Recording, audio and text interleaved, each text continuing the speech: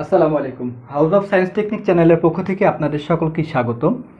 এখন আমরা কি করব দেখেন, এখন করব যে এই যে ফাংশন, সেই ফাংশনটা অন টু নাকি। এই অন টু যদি হয়, যদি ফাংশনটি অন টু করার নিয়ম হচ্ছে, মনে করি function of X equal to Y. এই function of X equal to যদি ওয়াই হয়, তাহলে এই ফাংশনটি কি হবে, অন টু হবে। দেখেন এখন function of X equal two কত জেনেছি আমরা, 2x plus 3/x-3 equal to Y.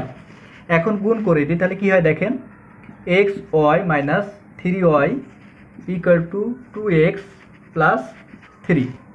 এখন এখান থেকে আমাদের এক্স এর মান নির্ণয় করতে হবে, তাহলে এক্সগুলো এক পাশে করি, X Y minus 2x equal to 3y plus 3।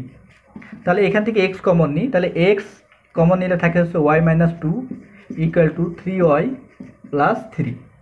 এখন যদি এখানে এক্স রাখি, তাহলে ওয়াই মাইনাস 2 এই পাশে গুণ আছে, এই পাশে নিয়ে গেলে কি হবে, ভাগ হবে।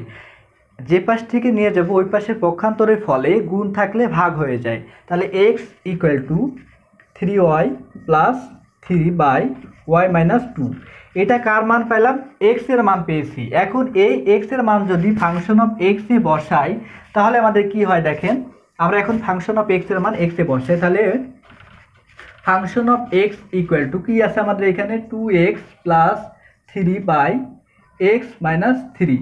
এখন আমরা এক্স এর মান কত পেয়েছি এখানে, তাহলে আমরা এটা করি, function of 3y plus 3/y minus 2 equal two, এটা ফাংশন। এখন এই মানটা যদি আমরা এখানে বসাই, তাহলে কি হয় দেখেন, 2 ইন্টু এক্স এর জায়গায় আমরা বসাবো কি, 3y প্লাস 3/y মাইনাস 2, এটা হচ্ছে এক্স এর মান, প্লাস 3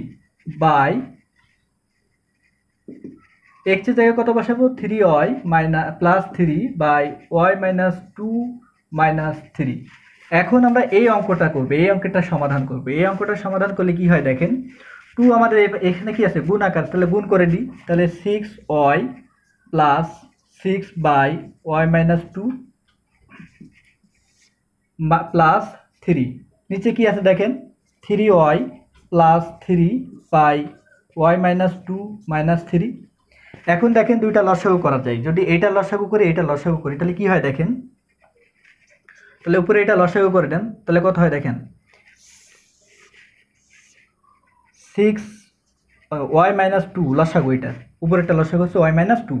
এখন y মাইনাস 2 যারা ভাগ করেন, তাহলে থাকে কি 6y প্লাস 6, তাহলে 6y প্লাস 6 প্লাস 3 নিচে কিছু নয়, মানে কত আছে, 1 আছে। 1কে যদি এটা দিয়ে ভাগ করেন, তাহলে কি হয়, y মাইনাস 2, তাহলে y মাইনাস 2 দ্বারা 3 এর সাথে গুণ করেন, তাহলে 3y minus 6।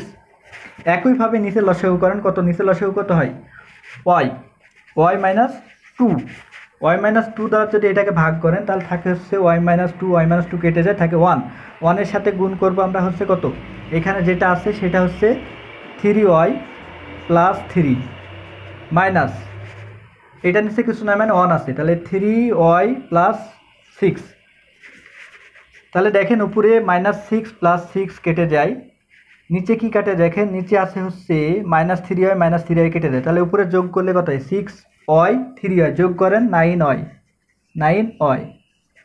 By y minus 2 divided 3 6 যোগ করলে হয় 9/y মাইনাস 2। এখন এইটা যদি আমরা এখন